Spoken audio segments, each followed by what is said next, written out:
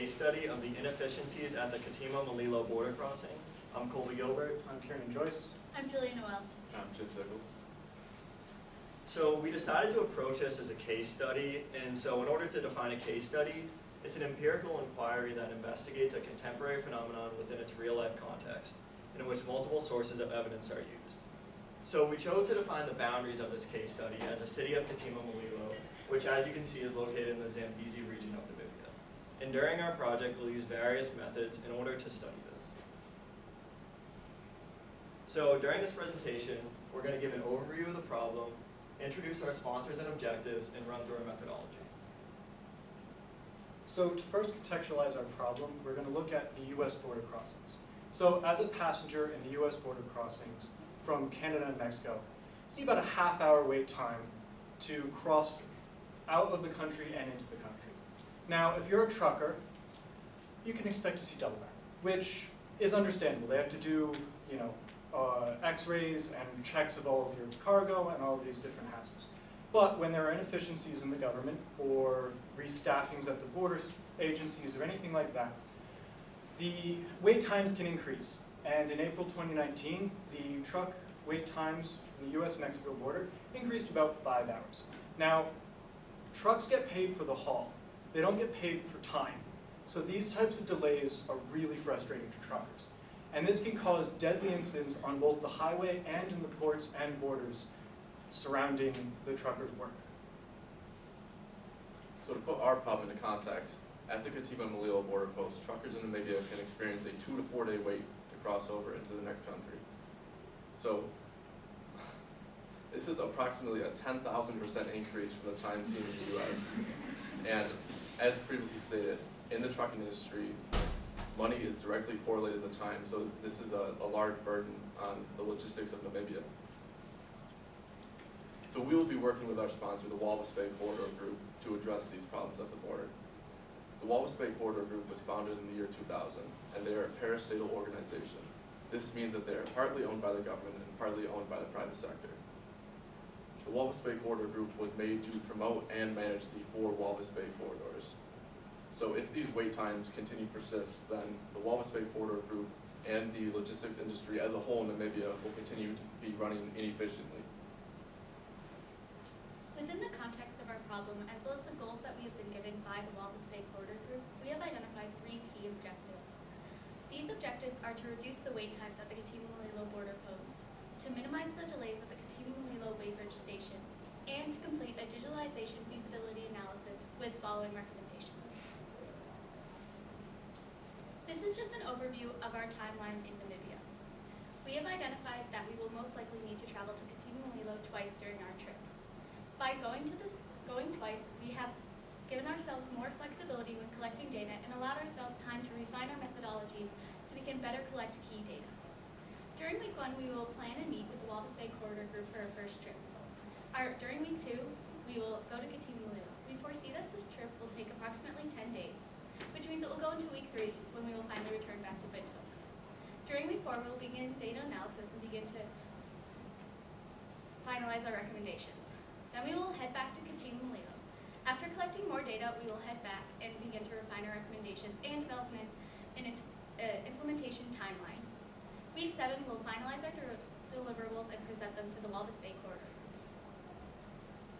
In order to collect these key data, we have identified 3 methods which we will be using. The first method is an observational study. We will be completing observational studies of truck arrival times, hours of operation, ride along with trucker, staffing audit, technical audit, and an infrastructure audit. Next, we will be surveying the community members of Katima Mulilo. Then we will be completing semi-structured interviews with key stakeholders who we have identified as people who have a vested interest in the Namibian transport sector.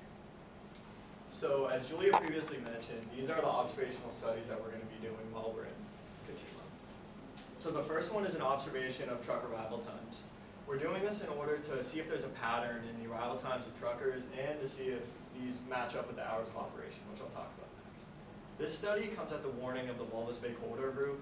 As they said, misstaffing and the wait times and the difference between the hours of operation and the times of trucks arriving are probably what's causing most of the delays. Next, we're going to do a ride along with the trucker. We're doing this in order to create kind of a visual diagram of the entire customs process in order to highlight where major inefficiencies may lie. So the next three observational studies are audits. These audits are going to be loosely based off of the handbook for best practices at border crossings created by the Organization for Security and Cooperation in Europe. In the staffing audit, we will start by seeing how many customs workers are working on the actual customs process, comparing them to how many trucks are going through the process at the same time. Then we will also be seeing how many customs officials are staffed in each department or job. Both of these together will be used to figure out if there is any potential understaffing or misstaffing happening. Next, we will be doing a technical audit. We will see if the customs office as a whole has functional electricity, computers, printers and scanners, access to internet, as well as if their weighbridge station is an analog or digital weighbridge, and if they have appropriate software for that weighbridge. We will also be checking to see if the customs office has all appropriate software they need for all of their technology. Then we will see if we can provide feasible upgrades to their technology that could easily be implemented to decrease inefficiencies. Our third audit is an infrastructure audit. This is used to see if the customs office has enough space for passport control, health inspections, agricultural inspections, and additional features laid out in the handbook. Space is very important for a customs process to be efficient. If anything is too tight or too clogged, severe inefficiencies can arise, and that is the importance of checking the infrastructure. Our second method will be to complete a community survey. It's important to survey the community members of Katima and Mulilo to ascertain how the delays are impacting the community as well as how the community is impacting the delays. This survey will be delivered verbally with assistance from the Walvis Bay Corridor Group to help overcome various language barriers. The initial questions that we will be asking will first start out with regarding the benefits. We would like to figure out what benefits community members are receiving from the delays, as well as the interactions that they're having with the truckers while the truckers are in Katima and Mulilo. Next, we want to ask the opinions of the community. This is to allow us to understand what impact the delays are having on the community and whether these impacts are negative or positive. Finally, we want to ask the community members about various improvements that can be made. This is important to ask them their perspective because they've been dealing with this problem for longer than we have and may have various insights that we have not thought of. Our third and final method will be interviewing of stakeholders. So the first group that we want to interview is the truckers themselves. They're around this problem a lot, they have to go through it all the time. So firstly, we want to ask them their opinions, because since they have to go through this all the time, we would like to know what works and what does not work from their perspective. Next, we would want to make sure that the truckers know how and where to find the paperwork that is necessary for crossing the border. We would also like to know what the truckers are currently doing with their 2 to 4 day wait time in Katima Mulilo. The next group of stakeholders we would want to interview would be customs officials. So we would want to know their opinion on the matter, if they're taking this as seriously as the problem is. We'd also like to know if they have the knowledge to use the software that they're currently equipped with. We'd also want to ask them if they believe they have enough space with facilities for all the work that they need to do since they're doing the job every day. The next group would be government officials. We'd want to talk to government officials in the Zambezi region to see how they're dealing with this problem and what they think of the problem currently. We would also want to see if the government officials in the Zambezi region are collaborating with the capital of Windhoek, or if they are coming up with any initiatives that are ongoing or in the works to start. The final group that we would want to interview would be essential employees. These would be employees such as weigh station workers, where they weigh the trucks. We would want to know if they have any slow times in their processes that would be inefficient. We'd want to know also if they are well equipped for the software that they have, if they have their current knowledge to use it, and then also if they could possibly take an uptake in the future. Just as a conclusion, we introduced the problem which we will be looking at, which is a 2 to 4 day wait time at the Katima Mulilo border post. We then introduced our sponsor, the Walvis Bay Corridor Group, and identified key objectives which we'll be using to guide our study. Finally, we completed an overview of our methods, which include observational studies, surveys, and interviews. We would like to give a big thank to Professor Doran, Professor Stafford, and the Walvis Bay Corridor Group, our sponsor Gilbert Boyce, and his associate Haribil Urag. We really appreciate everything they've helped us up with this far and look forward to working with them in Africa. Are there any questions?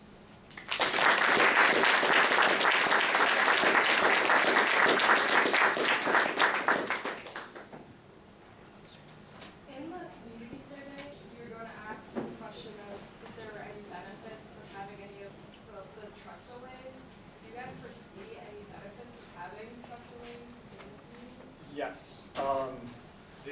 The worry we have is that the people of Katima aren't doing anything to improve the delays because of the economic gain they can get from all of the trucks I've seen in this picture actually lined up and just waiting there.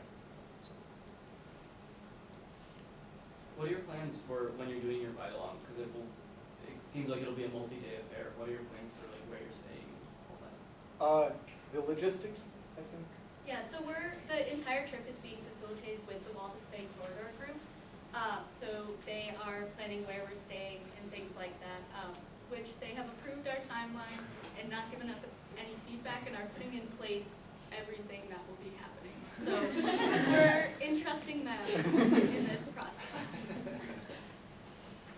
Do you have a sense of what they're hauling and, like a percentage of, produce compared to, steel, things like that there? And are those the actual pictures from the region? 'Cause Yes. I thought I saw a KFC in the back of one. Yeah. Those are all pictures from the movie, yes. Yeah. So a lot of what they're actually hauling is, since this entire corridor goes into Zambia and the DRC, they will be actually hauling a lot of Zambian copper out of the region, as well as bringing empty containers into the region. A lot of Namibia is more heavily in imports than exports, which is actually one of the financial concerns of the region. That being said, Namibia is currently trying to grow and become the sort of entry point for all of the cargo and the needs of Central Southern Africa. So the Walvis Bay is the only deep water port in Namibia, and they're trying to ramp up the amount that they're importing from overseas and transporting through. So we don't know, like there might not be much that there's leaving Namibia now, but they foresee a lot in the future. So. Exciting project. Reminds me that after you solve this problem, come back to the Department of Motor Vehicles. It's the same problem. So based on what you know already, what's your gut tell in terms of the biggest factors that send you home saying wait times? I think that it's most likely the mismatch with the hours of trucks arriving versus the customs hours, because those are very different. So if you have hundreds of trucks arriving when customs are closed, and then the truckers leave and then customs opens, then that's a big mismatch. Another large concern is with how accessible the customs paperwork is, and also who is filling out the customs paperwork. So like even in the United States, it's a huge problem when you have truck drivers filling out customs paperwork. There are literacy issues, as well as they don't feel it is their job to fill out the paperwork. So there are a lot of problems with that, and even like a mismatch, like one digit being off in the United States can add a wait time of 4 hours to somebody's day. So it's really finding those key inefficiencies that are simple, but can delay them for 2 to 4 days. And that's why we want to try and digitize the process, maybe do some pre-checks or anything like that, because literacy and the customs paperwork is still done by hand. And from what we've gathered, it's done by hand at the site. So they're just sitting there writing it out, and not everyone knows what they're filling out. And then they have to go in, and then the person has to interpret what they're writing. So that is also a big foreseeable problem. How big is the staff there? The number of people that are working there? I think I heard that they have a 2-person office, so so pretty small. And they're seeing around 50 to 100 trucks a day. So there's a huge inefficiency. I think you got some labor constraints. They currently have plans to expand Katima Mulilo, but it'll take. Have there been any thoughts proposed by the government by having express lanes, you go through a little bit faster, it costs a little more money? Is that something maybe you would, consider, so that if the truckers, wanna get through a little faster, pay a little extra money, get through the express lane? They might already be It's doing called it. A legal point of view. Well, there is actually like a large concern with fees and things like that and corruption in Namibia. Just as an example, in the past, they attempted to increase fees for overweight trucks to help have trucks be less overweight, and that just ended up increasing the amount of bribes in Namibia with them bribing the customs officials. So Interesting. Besides that, they are working on initiatives to create what they call a one-stop border post, and this would eliminate some of the paperwork. Because as it stands, if the truckers are going through, they have to fill out paperwork for themselves as well as their cargo. But if this one-stop border post initiative can go through, some of the paperwork will be cut off for them, so they won't have to do it anymore for themselves, but just for the cargo instead. Excellent, thank you.